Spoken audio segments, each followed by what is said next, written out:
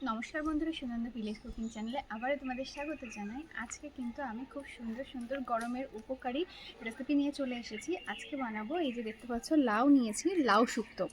তো লাউ নিয়েছি, এখানে উচ্ছে নিয়ে নিয়েছি, আর রান্নাঘরে কিন্তু আমি সাদা তিল, পোস্ত, চারমগজ রেখে দিয়েছি। ওটা বেটেই তো আজকে এতে দেবো, তার জন্য। তো এখানে লাউ শুক্তো বানাবো, তার জন্য দেখো আমি এখানে ডাঁটা নিয়ে নিয়েছি, সজনের ডাঁটা, উচ্ছে, এগুলো দিয়ে বানাবো। আর তার সঙ্গে থাকবে, আমি রান্নাঘরে কিন্তু ছোট মাছ আমি কিন্তু কেটে ধুয়ে রেখে দিয়েছি। তো ছোট মাছ আজকে আলু দিয়ে সমস্ত রকম ঘরোয়া মশলাপাতি দিয়ে খুব সুন্দর করে ঝাল রান্না করব। তো এই দুটো রেসিপি কিন্তু গরমের জন্য খুবই উপকারী, স্বাস্থ্যকর। আর এই দুটো রেসিপি অবশ্যই দেখার জন্য পুরো ভিডিওটা তোমরা দেখো। যারা ফেসবুক থেকে দেখছো অবশ্যই ফলো করে নিও, আর যারা ইউটিউব থেকে দেখছো সাবস্ক্রাইব করে নিও, এরকম আরও নিত্য নতুন ভিডিও প্রতিদিন পাওয়ার জন্য। তো বন্ধুরা, আমি রান্নাটা করি আর তোমরা দেখতে থাকো। তো চলো এবার রান্নাঘরে যাওয়া যাক। তো প্রথমেই কিন্তু দেখতে পাচ্ছ আমি একটা ডিমের অমলেট বানাবো। তার জন্য ডিমের মধ্যে পেঁয়াজ কুচি, লঙ্কা কুচি, টমেটো কুচি, লবণ দিয়ে খুব সুন্দর করে ডিমটা বেশ মাখিয়ে নিয়েছি। তো এদিকে আমি কিন্তু ডিমের অমলেটটা বানিয়ে নিলাম। এবার দিয়ে দেব তেল।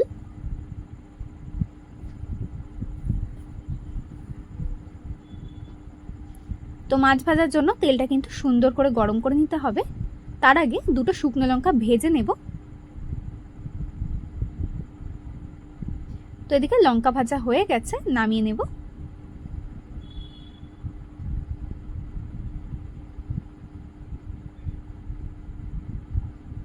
আর এদিকে ছোট মাছে লবণ হলুদ মাখিয়ে রেখে দিয়েছি।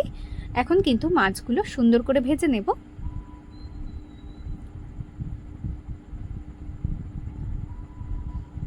এই ছোট মাছ একটু কড়া করেই ভেজে নিয়েছি, নামিয়ে নেব।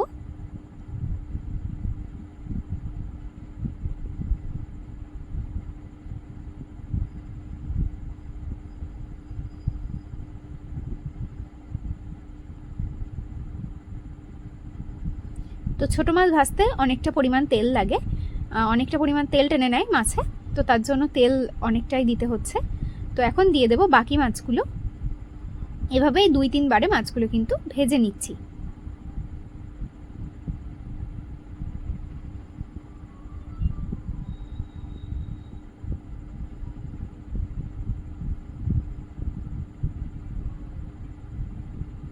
তো সবার শেষ মাছগুলোও কিন্তু এভাবেই ভেজে নেব। তো 3 বারে কিন্তু মাছ ভাজলাম।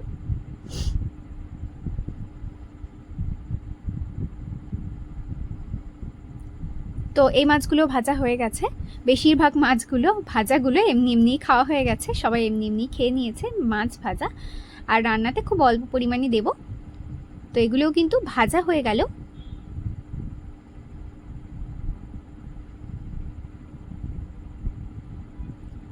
এখন আমি এই তেলের মধ্যে উচ্ছেগুলো, কেটে ধুয়ে রাখা উচ্ছেগুলো সুন্দর করে লাল লাল করে ভেজে নেব।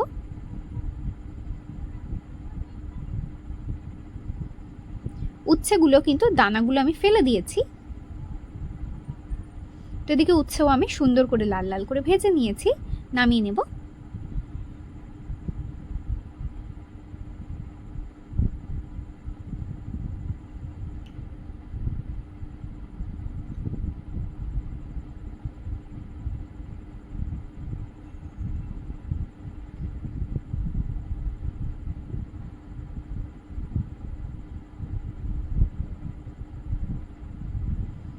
আবারও তেল দিয়ে দিলাম, সাথে দিয়ে দেব 5 ফোড়ন, গোটা শুকনো লঙ্কা, আর সাথে তেজপাতা। তো এই যে দেখতে পাচ্ছ লাউগুলো কিন্তু এভাবে কেটে ধুয়ে রেখে দিয়েছি।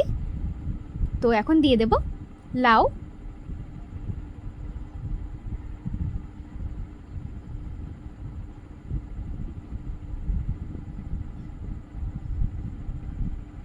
এবার দিয়ে দেব চেরা পাকা লঙ্কা, আর সাথে সজনের ডাঁটা।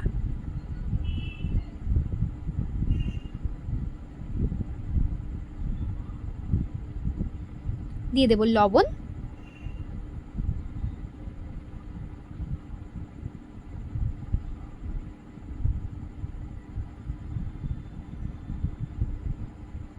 আর দেব হলুদ গুঁড়ো সামান্য পরিমাণ।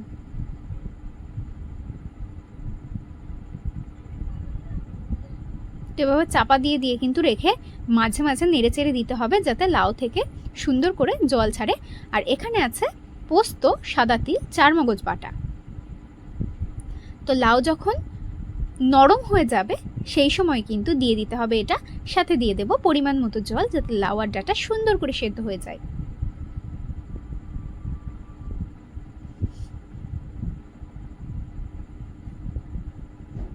আরও খানিকটা জল দিয়ে দেব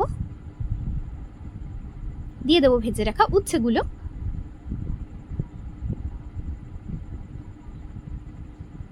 তার সাথে দিয়ে দেব সামান্য পরিমাণ চিনি।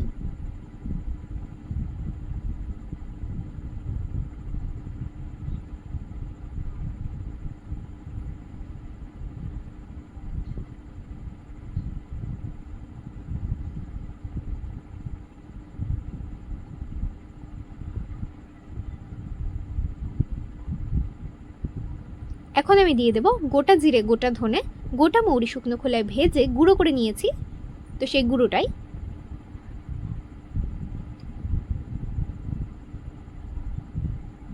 এবার আমি নামিয়ে নেব। আবারও কিন্তু কড়াইতে তেল গরম হতে বসিয়ে দিয়েছি, দিয়ে দেব গোটা জিরে, তেজপাতা, শুকনো লঙ্কা, দিয়ে দেব কেটে ধুয়ে রাখা আলু আর টমেটো কুচি।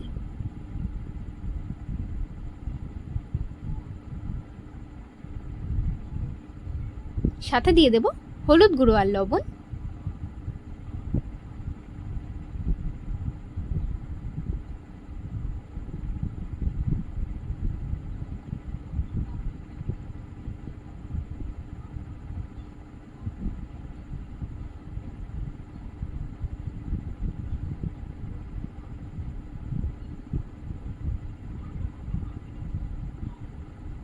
দিয়ে দেব পেঁয়াজ কুচি। এখানে আছে রসুন আর শুকনো লঙ্কা বাটা। আলু কিন্তু খানিকটা ভাজা হলেই এটা দিতে হবে, টমেটো একটু নরম হলেই। এরপর আমি দিয়ে দেব জিরে গুঁড়ো আর দিয়ে দিচ্ছি গরম মশলা গুঁড়ো। সামান্য পরিমাণ জল দিয়ে সব মশলা কিন্তু খুব সুন্দর করে কষিয়ে নেব তেল ওঠা পর্যন্ত।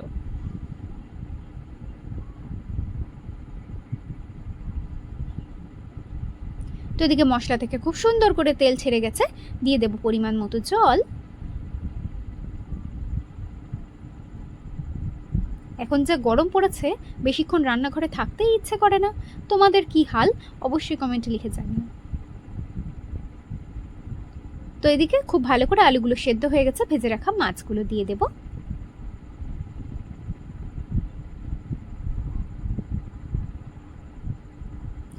তো এদিকে কিন্তু এবার নামিয়ে নেব। টাটা।